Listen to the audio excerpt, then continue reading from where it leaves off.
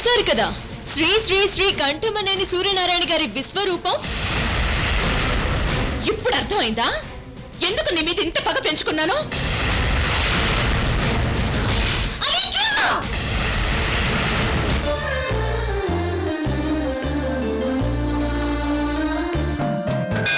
ఆడ మనసు తనదే, ఆత్మసాక్షి తనదే, స్నేహ క్షేత్రమైన అవని స్ఫూర్తి తనది.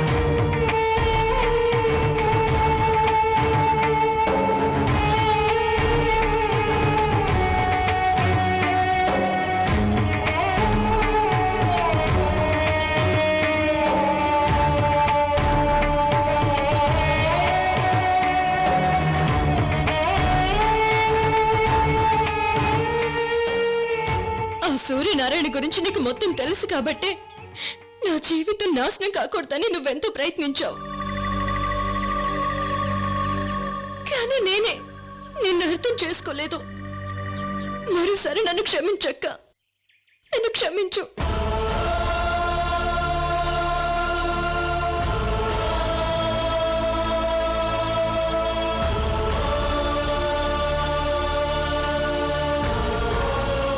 మీరంతా నా బాగు కోరుకున్నారు, కానీ మీ అందరి ఆశల్ని ఆ సూర్యనారాయణ ఆవిరి చేశాడు.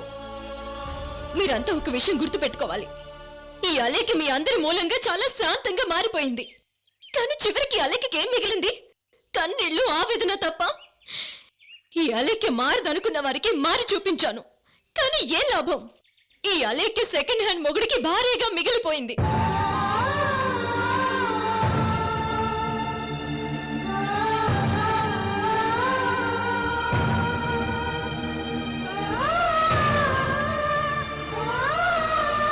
ఇక్కడి నుంచి నా క్యారెక్టర్ని నేను మార్చుకోను.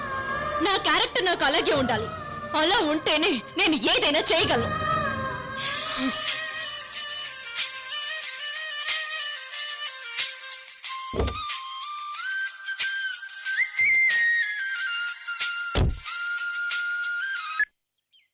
కృష్ణమూర్తి గారు చెప్పండి. ఏంటి? ఎవడో వచ్చి ఫ్యాక్టరీ దగ్గర ఎక్స్ట్రాల్ చేస్తున్నాడా? వెంటనే వాడి కాళ్ళు చేతులు విరిచేయండి. ఇంకా ఎక్కువగా ఎక్స్ట్రాల్ చేస్తే నా దగ్గరికి తీసుకురండి, వాడి తల తీసేస్తాను.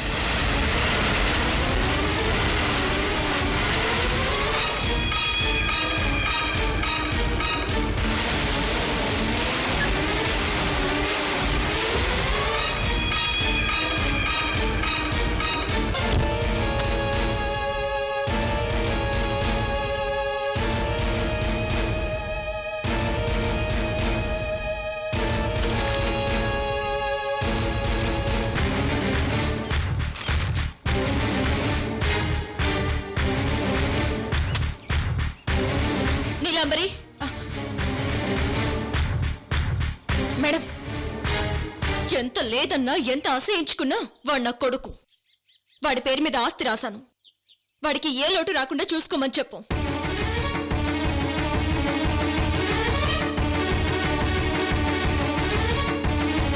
ఇంకెప్పుడు వాడి మొహాన్ని నాకు చూపించకూడదని చెప్పు. తీసుకెళ్ళు, ఇవ్వు.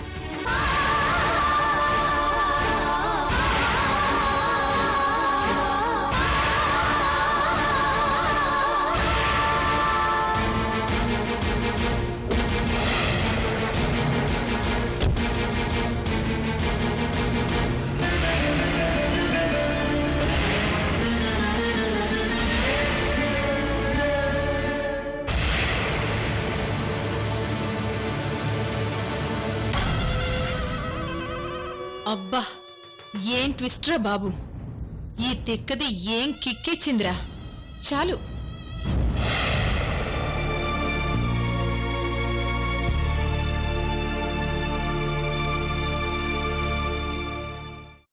శ్రీకర్,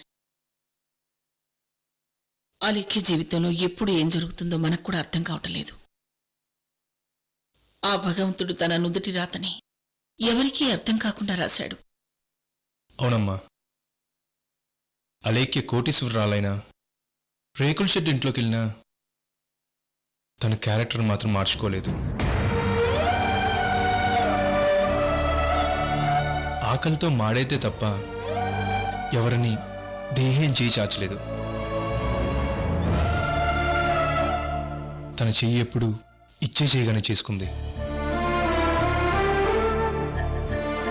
ఠాగూర్ అనే వ్యక్తి అలేఖ్యని సొంత కూతురు కంటే ఎక్కువగా చూసుకుని తర్వాత శత్రువుగా చూసి అలేఖ్య మీద పగపట్టిన అలేఖ్య మాత్రం ఠాగూర్ని తన తండ్రిలాగానే చూసింది తప్ప తన క్యారెక్టర్ని మార్చుకోలేదు. నువ్వు నా తండ్రివి కాదు అని ఎప్పుడూ చెప్పలేదు. అలాంటి అలేఖ్య నీ మీద గౌరవంతో తన క్యారెక్టర్ను మార్చుకుంది. భర్త దగ్గరికి వెళ్ళాలనుకుందామ్మా, కానీ సూర్య మనల్ని మోసం చేశాడు. అలేఖ్య కంటే ముందు ఎవరినో పెళ్లి చేసుకుని మన నమ్మకం మీద దెబ్బ కొట్టి మనం అందరం తలదించుకునేలా చేశాడు.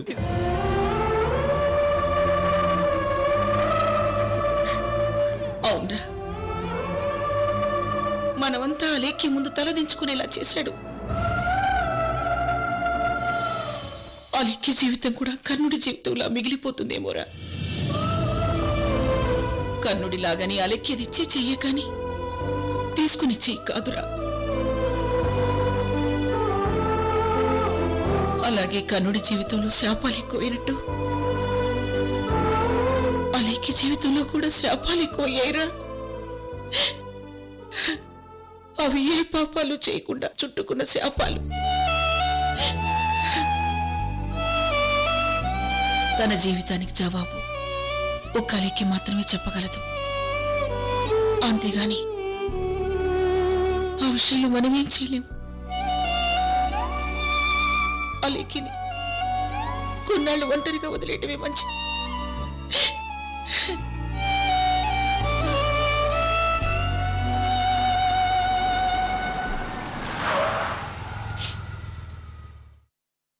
అమ్మా, హాస్పిటల్ నుంచి అరుంధతిని అనూష తీసుకొచ్చినట్టుంది. పద వెళ్దాం.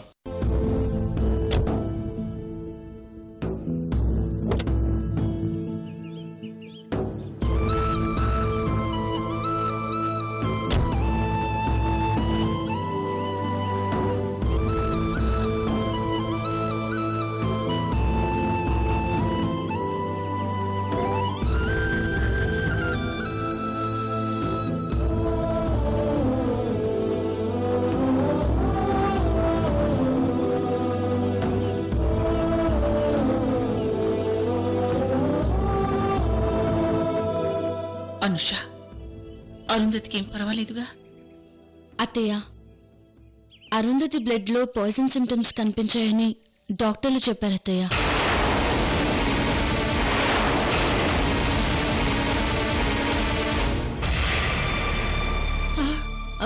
మీరేం కంగారు పడకండి. ట్రీట్మెంట్ చేస్తే ఏ ప్రాబ్లం ఉండదని చెప్పారు. దానికి సంబంధించిన డీటెయిల్స్ అన్ని డాక్టర్ నాకు చెప్పారు. ఒక నెల రోజుల పాటు అరుంధతికి ట్రీట్మెంట్ చేస్తే అంతా సెట్ అయిపోతుంది. అరుంధతి,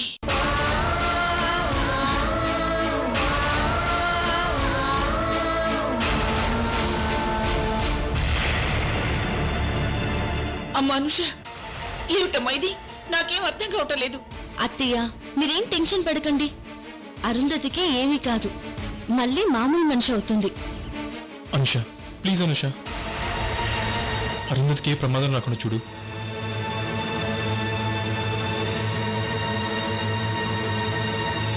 అలాగేరా, నేను చూసుకుంటాను.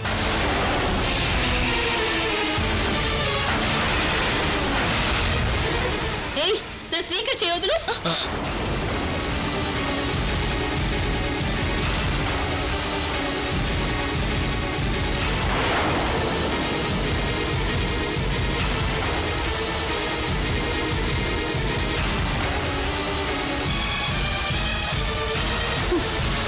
నా శ్రీకర్ శేఖర్ చెయ్యి నేనే పట్టుకోవాలి, నా డార్లింగ్ ని నేనే పట్టుకోవాలి. నా స్పీకర్ మీద ఎవరైనా చేయి వేస్తే చంపేస్తాను, చంపేస్తాను, చంపేస్తాను, చంపేస్తాను, చంపేస్తాను, చంపేస్తాను, చంపేస్తాను. అరుంధతి, అరుంధతి, అరుంధతి, అమ్మా, అరుంధతి.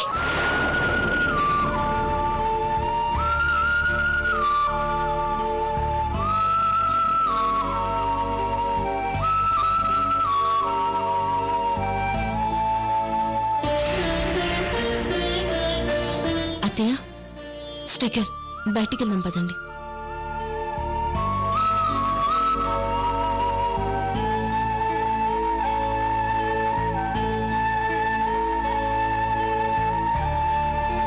అత్తయ్య, అరుంధతికి ఇంజెక్షన్ ఇచ్చాను.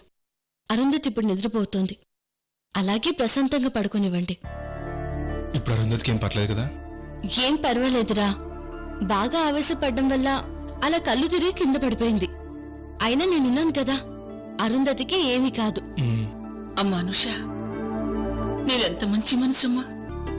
నీలాంటి వాళ్ళు చాలా రేరుగా ఉంటారు. కొన్నాళ్ళు మనశ్శాంతి కోసం ఇక్కడ ఉంటావని నేను తీసుకొస్తే నీకు విశ్రాంతి లేకుండా చేస్తున్నావు. మమ్మల్ని క్షమించమ్మా. అయ్యో అత్తయ్య, ఇది నా డ్యూటీ. అయినా ఇలా చేయడం వల్లే నాకు మనశ్శాంతి కలుగుతుంది. మీరేం బాధపడకండి.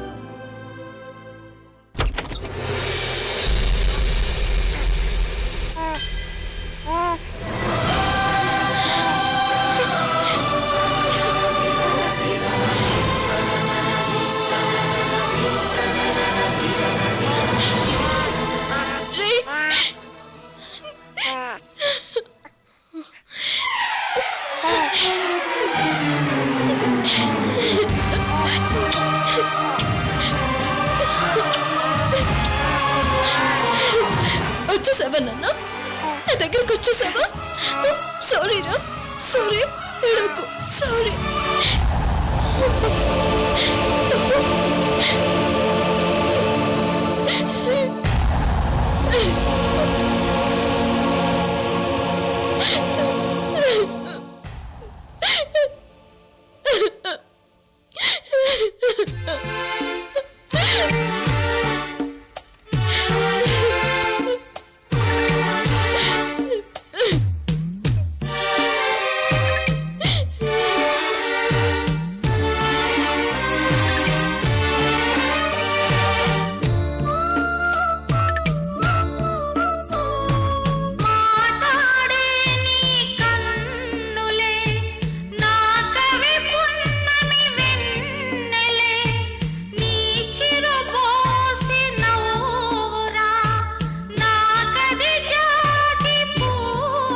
ఇప్పుడు ఈ సూర్యనారాయణ చేసిన పనికి నా కొడుకు మీద నాకు ఆశయం కలిగింది. వదక్క, వాడు మనకొద్దు.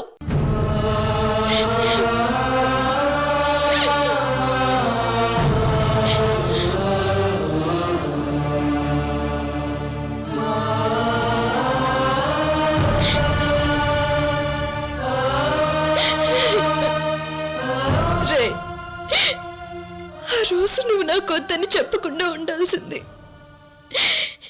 నేను తప్పు చేశానురా. నిన్ను మళ్ళీ దూరం చేసుకున్నాను.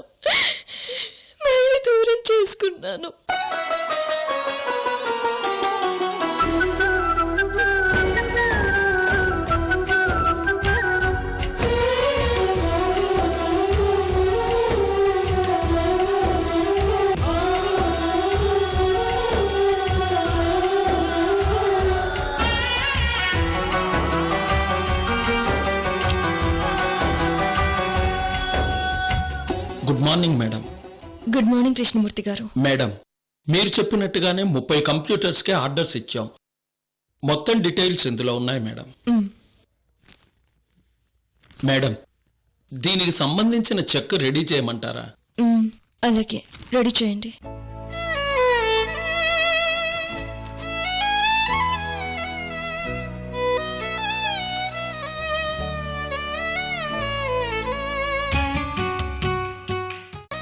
అత్తయ్య, అతని బాబుని అతనికి ఇచ్చేసిరా.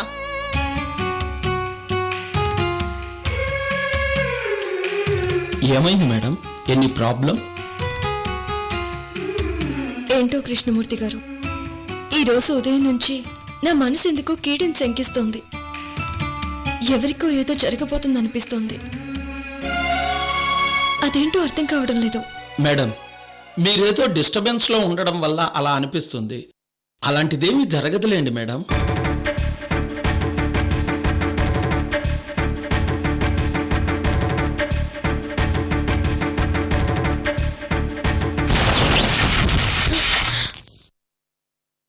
నీలంబరి, నీలంబరి. మేడం, మేడం, ఏంటి నీలంబరి, బయట సౌండ్ ఏంటి? మన ఇంటి ట్రాన్స్ఫార్మర్ బర్స్ట్ అయింది మేడం, అందుకే అంత పెద్ద సౌండ్ వచ్చింది.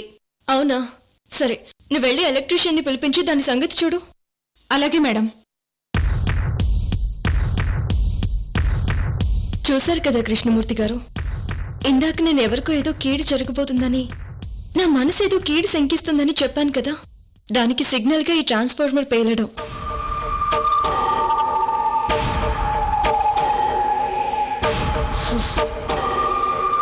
సరే కృష్ణమూర్తి గారు, మీరు ఆఫీస్కి వెళ్ళండి. నేను రేపు ఆఫీస్కి వస్తాను. అలాగే మేడం.